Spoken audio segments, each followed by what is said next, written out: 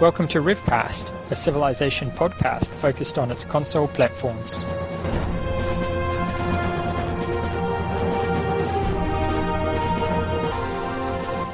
Elthrasher, Blue, 1987.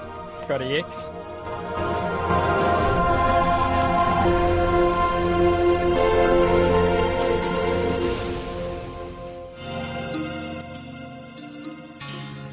That was the other thing in my game last night. I got no free text. I took 3 capitals and I got 0 text. Oh, quit your complaining. I even took Rome, and I didn't get cut of laws. What a bunch of junk. This month we have myself, elthrasher, ScottieX, and Blue 1987. We have reached the end, not the end of the program, but the end of the list of 16 civs in the game, and we're going to probably spend the entire program talking about America, because it deserves that kind of treatment. And well, don't get all political here.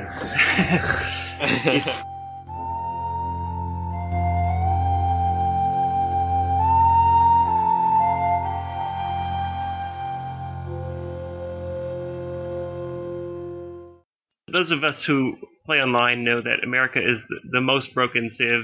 It's just really kind of not fair. We talked about China and how China is overpowered, but America is way overpowered in this game.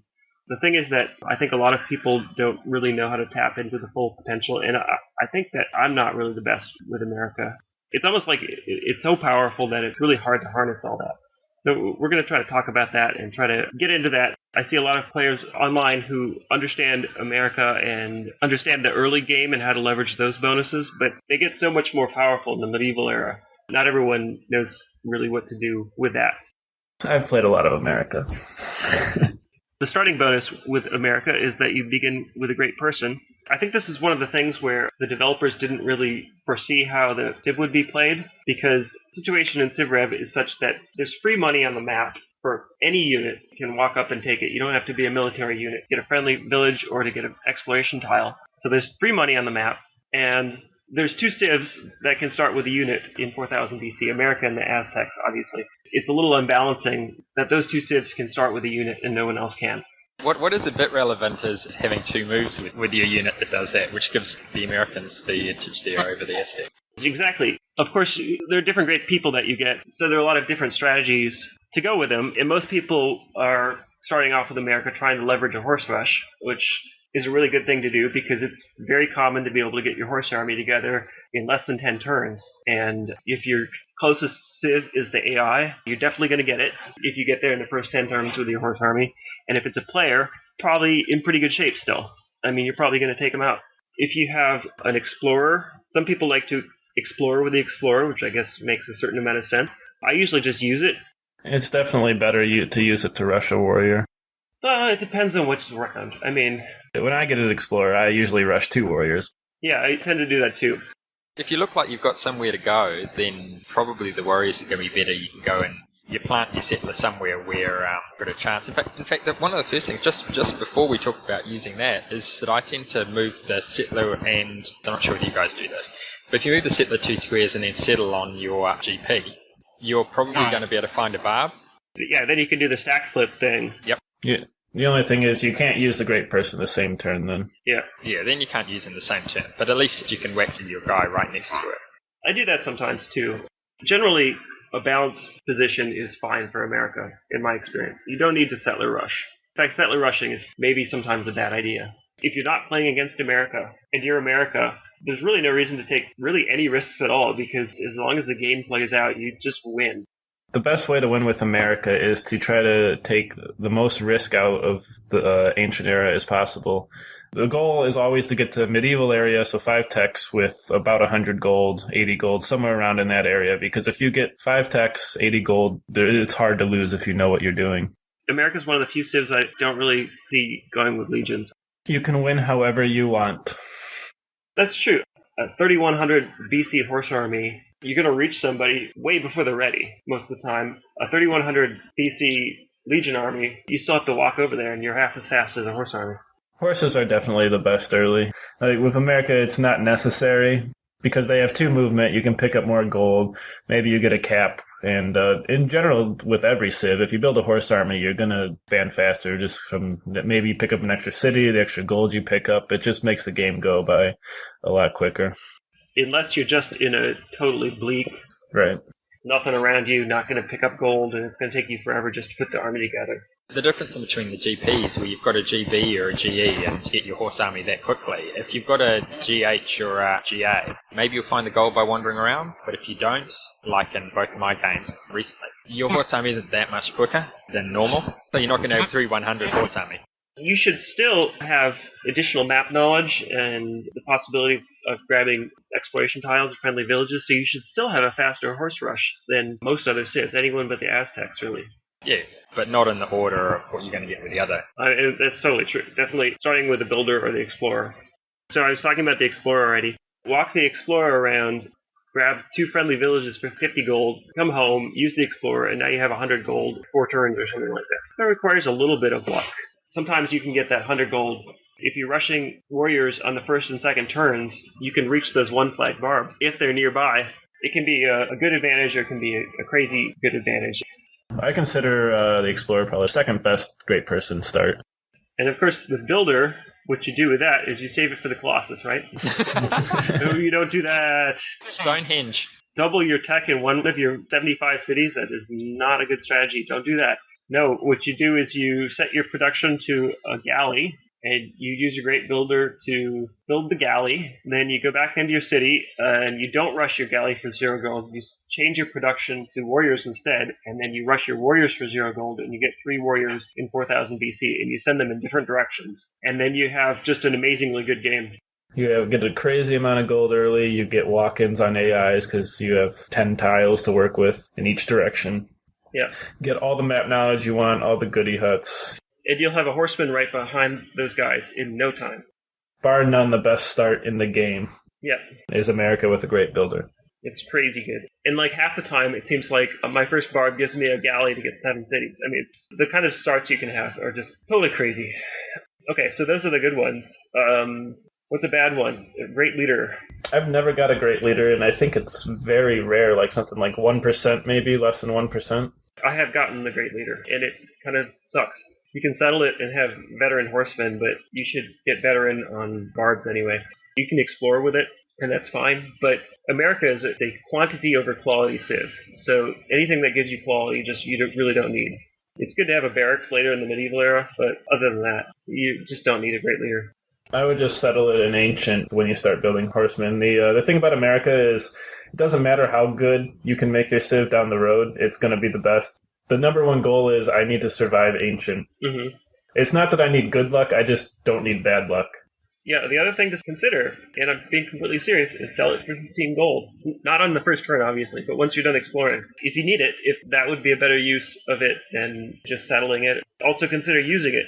If you have like 2 non-vet horse armies out, if that's how things transpired, if you haven't found that many barbs, but you find your enemy, go ahead and use it. So second worst day, I suppose the artist. No, the artist. The artist is a wild card, because sometimes it makes the game. Well, yes and yes, it's actually really hard to use artists against a very good player. Here's what happens. You're 10 turns into the game, your warrior finds AI Beijing, and suddenly your opponent takes it with a horse army. Guess what? You just won the game. Absolutely. You've just won. The key with the artist is from 4000 BC, the goal is to explore as much land as possible and try to get in contact with every AI. Yeah. Because one of the strategies, as we'll touch on later, against America is you have to beat them fast. So horse rushing is usually a good strategy. Well, if they take an AI, now you have their horse army and their cap they just took, and like Thrasher said, game over. I think actually the second weakest one would be the humanitarian, which doesn't really do anything for you at the start. Are you going to be China or make it a 3-pop city automatically, or are you going to settle it after you've got a few, or are you going to settle it in medieval and just make what was ridiculous incredibly ridiculous? Well, it depends on my opponent and everything. Probably going to save it. I'm going to explore first, of course, and then I'm going to come home and just sit on it for a while until either if I'm being pressured a lot and maybe I've got 4 or 5 cities and I feel like the extra population will save me, or maybe if I'm having trouble getting the code of laws because I'm fighting a lot, or whatever, I might use it at that point, but really I prefer to wait for 20 cities and then gain 20 population all at once. I have a different view on that. Okay. I wouldn't necessarily settle it in 4,000 because I'd like to explore with it, but I'm going to use it as soon as I think it's going to have any advantage on me, going back to the point where it doesn't matter once you get to medieval, you're going to win the game. Well, okay, my way may be for playing against another American player. Yeah, that's true. Yeah, against another American player, maybe even a Chinese player, I'd probably keep it longer. The scientist. Yeah, I don't really like to see the scientist either. At least it gets you one of those texts on your way to 5. That can knock off the whatever's the most expensive. Yeah, you can use it for Code of Laws. Code of Laws is by far the best if you can keep it that long. Yeah. If you're in a position where you're not going to die, I mean, if you really need it for bronze working or something like that, you have to use it. But best case scenario, you explore a little bit with it, bring it back to your cap, tech the 4 20 beaker techs, and what do you need to tech jump to Code of Laws? 10 beakers, I think? Or use it for Code of Laws, and you got 5 techs Code of Laws and explode all over the map. There's the other starting bonus is the great person. There's 2% interest on gold, Woohoo! which is, it's not really that big a deal. It gets you a little bit of extra gold. I mean, It is helpful. you might find yourself in a situation where you get 5 cheap techs to get to medieval, and then you still have to tech up to Code of Laws, so you're not expanding yet, and you're not using your gold. So if it takes 10 turns to tech writing Code of Laws, you might make like 40 gold or something in that time if you have some in the bank. And that's going to be 2 settlers once you get to medieval. It helps a little bit. And it's a good strategy. Get to medieval as fast as possible, even if it's not Code of Laws. Just tech the 5 cheapest techs, because it's so much easier to defend. Get way better.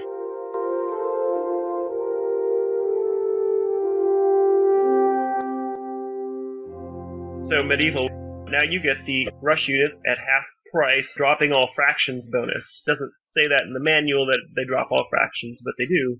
And I'm not talking about fractions of the cost, I'm talking about fractions as the multiplier. So in medieval, the normal multiplier is 3. Half of 3 is 1.5. Drop the fraction, it's 1. So the hammer cost of the unit is the gold cost to rush it, which is insane. So this is where the 2% interest kind of synergizes with that broken bonus.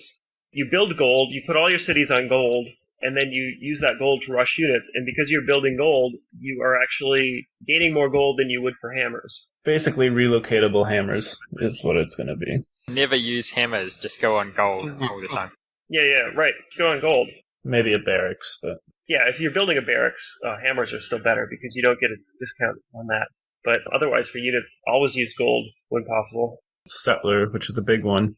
20 gold.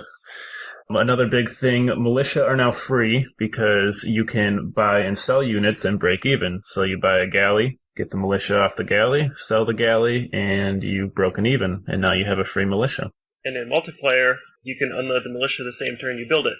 So that means you can have a militia in every city, if not 6 or 7 of them in every city. So it's a common strategy to, while your cities are just teching up to Code of Laws, buy galley in every city. Even if you only have 30 gold, you can buy it, unload the militia, sell it. Go to the next city, buy it, unload the militia, sell it. And then you can set these things up 2 tiles apart, all along the coast. And then once you get Code of Laws, you can just go, ding, ding, ding, ding, and just settle all the way down. If you have the gold, you can have 20 cities in one turn. It's so crazy. Also, in the meantime, you can see anybody coming because you have a militia on each second tile across the coastline. You can see them coming, and they can't galley drop. I mean, the militias aren't great defenders. You'll have 2 defense. If they come with a legion army or horse army, you're going to lose. But they can't sail up with a warrior and drop your city. So many tricks you can do. If your opponent comes up with a galley, just build 3 galley, form a fleet, sink his galley, sell your galley fleet. Build 3 galleys, make a galley fleet. If he comes with a horse army, build like an archer and a horse army. He kills your archer, you kill his horse army with your horse army, then you sell your horse army, you break even. If you need a unit on the other side of the map, sell a unit on the right side of the map, build it on the left side of the map, you break even. Yep. Your hammers can go anywhere. You can sell and buy units as you please. And the best thing is, if your opponent takes the city, it doesn't really matter because I just built 4 more this turn. You spent about 360 getting all those horse armies out there effectively, and you were like, well, with all that gold, I could have built an entire empire out the back of my civilization. So a few notes of caution here. One is that it's very easy to run out of time on your turn. It takes a little time to build all those militia and to rush all the settlers and settle them, and then you have to switch them to gold and move their workers to the sea tiles. You get quick on the buttons. You're going to get a pop-up for what tech you want at the start of the next turn.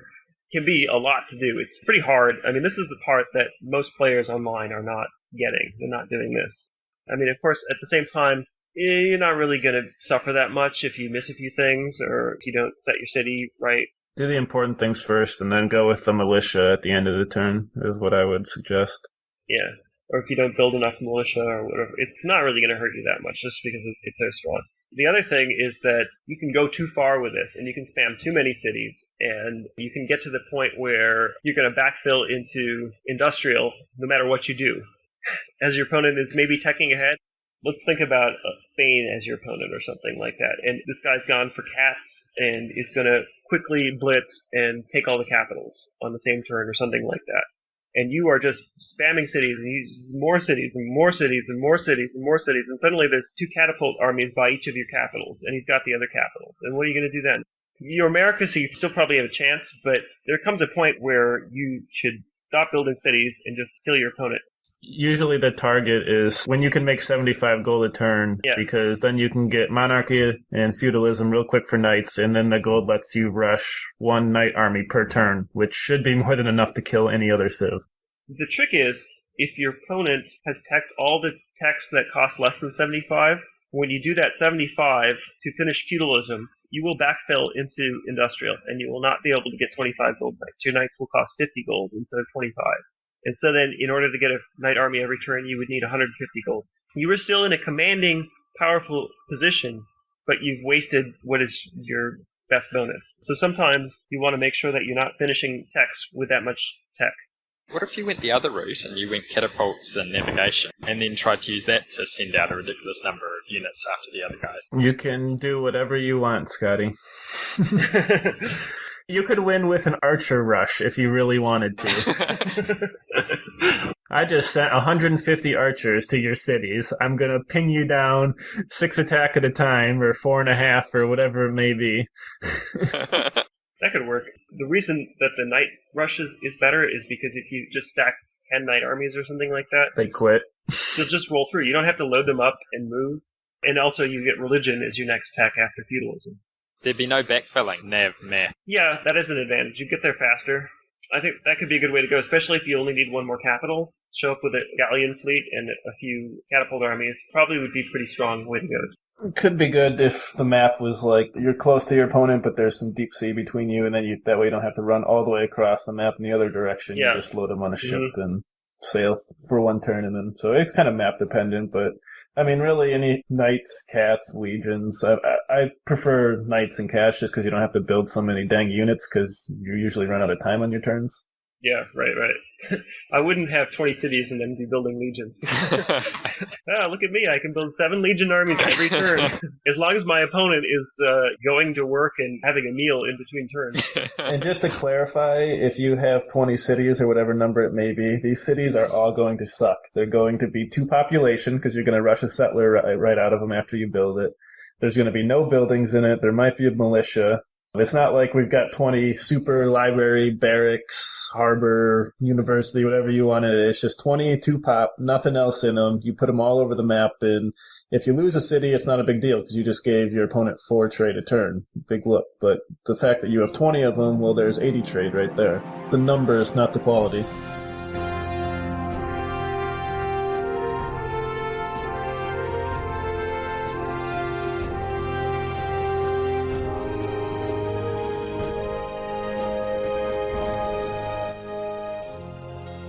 We're definitely aiming to finish the game in medieval. What happens if we don't finish the game in medieval? What do we do then? You got a really bad start, or you're playing America, or maybe the good China player is how you would get to that position. Or maybe Spain with a great start or something. Right. And just like any civ, industrialization should always be a target, especially since you're going to have 20, 25 cities. Yeah. One thing, if you do go into industrial, you still keep the half cost bonus, but it's not quite as good. Because realistically, the medieval bonus turns into a 3rd cost unit. Right. And then when you get to industrial, it jumps back up to half cost to rush. So still good, but not as good. That's where the bonus is actually working properly. It's 4 times divided by 2. It's double rush cost. In medieval, it should be 1.5 times, but it's just 1. And in modern, you're paying the same as industrial, 2 times, and it should be 2.5 times. This bonus was obviously poorly implemented, and I think poorly thought out. It would have been so much better balanced if it was only military units, if it didn't include settlers. It completely eclipses poor India's bonus of half-cost settlers. I mean, give me a break.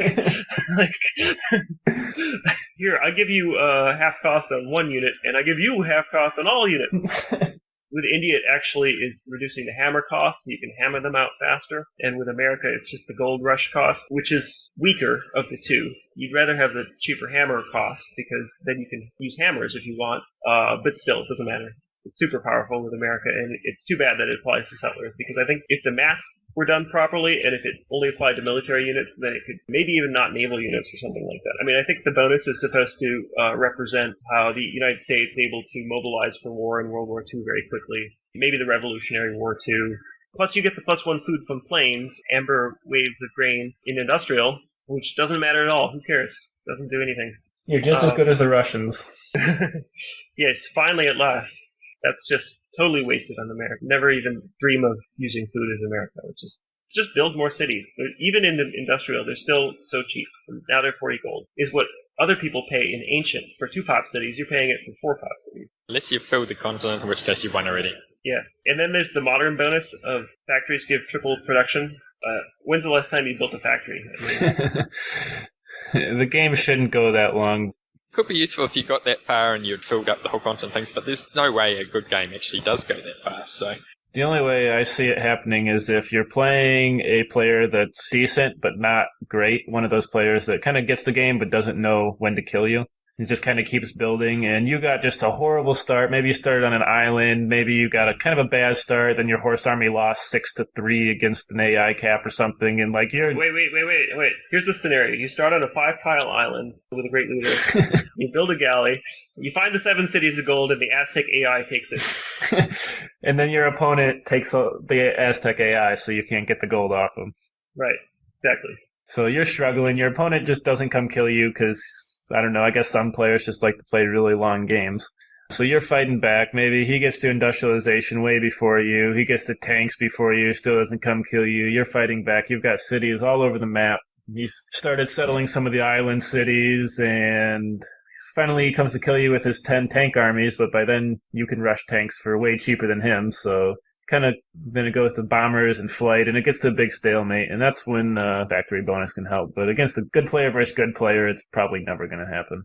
Here's where it actually helps. It helps if you're playing Game of the Week for a non-dom victory. You've got that nice city location in the middle of some mountain, railroad, and you... If you're playing Culture Victory with America, you're building a factory, aren't you? Yep, certainly am. It's helpful there. It does give you extra production. It also helps you if you want to get the Curse of the Drinking Class achievement on Xbox, which means that you have to have 200 production in one city, which is really not that hard with America. Which does bring us to, for those out there who play Game of the Week and that sort of thing, if you think America's overpowered in multiplayer, it's obscenely overpowered in Game of the Week. You can win the whole game by an economic victory in about 1400 BC on the right map. Yeah. Oh my god.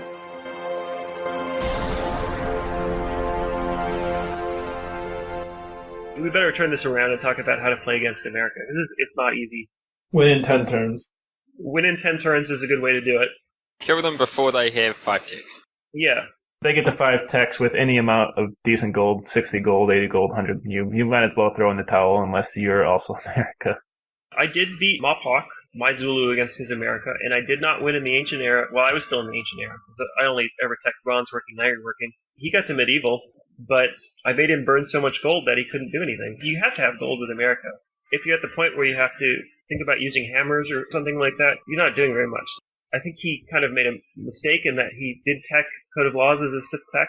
We may have each taken a capital in that game, and I got the 7 cities of gold, which... Okay, so let's... Step 1, playing against America, get the 7 cities of gold. Don't let him get it. Yeah, if he gets it, game over. Gotta hit him early. It's like 6 versus 6, you better be attacking. 2 versus 2, you better be attacking. You need all the battle luck you can get, because if you make the game go longer, you're just in a worse position each turn. The Zulu are probably the best Civ against America. Overrun and two-move impies kind of work synergistically with needing to get there very quickly and needing to kill them. I've had ranked games where I spawn right next to the America player, and like 3500 BC, and I overrun a horseman with my vet impy army, and I see his capital is empty 2 turns away. He may have been a good player, and he may have done everything right, but you're going to die if you start that close to the Zulu. Other than the Zulu, I suppose Aztec can get there quickly as well. Aztec are good because they're quick. They can get a quick horse army and kind of compete. You want to compete in the ancient. Then China being the only one. China can be okay, but usually the China player is going to have to be better than the USA player. Yeah. Or at least get some breaks. Germany's actually not that bad if the Germany player is better than the USA player, because when you get the +1 forest, you can't really compete with the relocatable units, but you can kind of compete with the total mass number of units since you have so much more production. You just want to try to get the game out of medieval into industrial as quick as possible. If he follows the standard route going through monarchy up to feudalism, he can do the thing of, oh, here we go, just took on the cities. Oh, good, feudalism.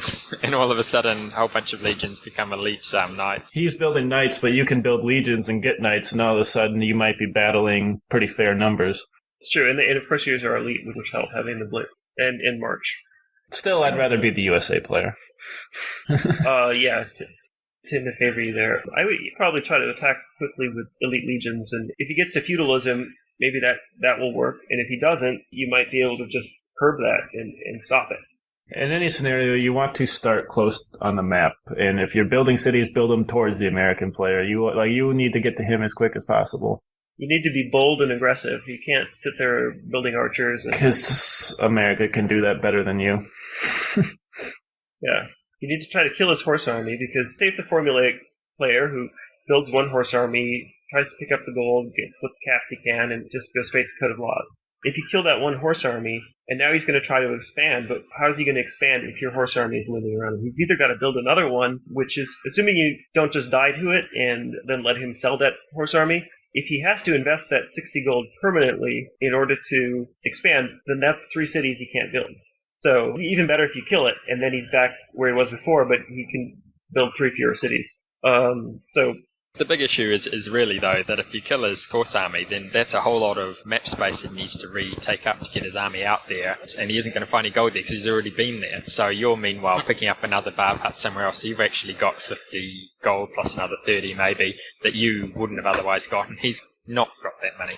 Say if he got an explorer start or something like that, and channeled all that into a really fast horse army, but then doesn't find much more gold, he's just kind of in a slow area of the map or something, you kill that horse army, and now he's got 1 tech, 1 city, and not much gold, and even though he's got this incredible potential to be a major, major threat, if you can just sit on him and just stop him from doing anything, you can make the game work.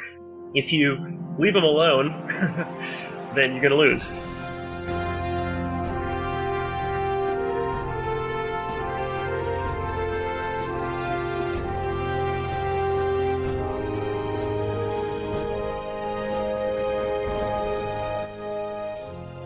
What else we got on this? Greatest Civ? They are. For just plain winning? Yep. I don't think there's much doubt there. Okay, well, I think that about does it. RevCast doesn't end with the end of the Civs. We may revisit them, and we may talk about other strategies. So, until then, this has been RevCast. I'm elthrasher with ScottieX and Victory 1987. See you next time.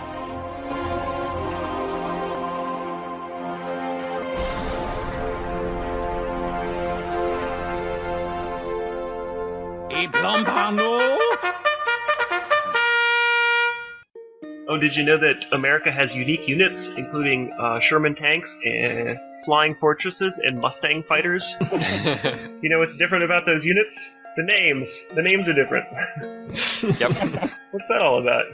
They have the same number as England. England also has 3. Oh, Germany has 4. We forgot to mention that. They get the Panzer tank, the 85mm gun, the Henkel bomber, and the Me-109 fighter. When's the last time you built bombers with Germany? I don't know that I have. Do fighters upgrade to bombers? No. Oh, okay.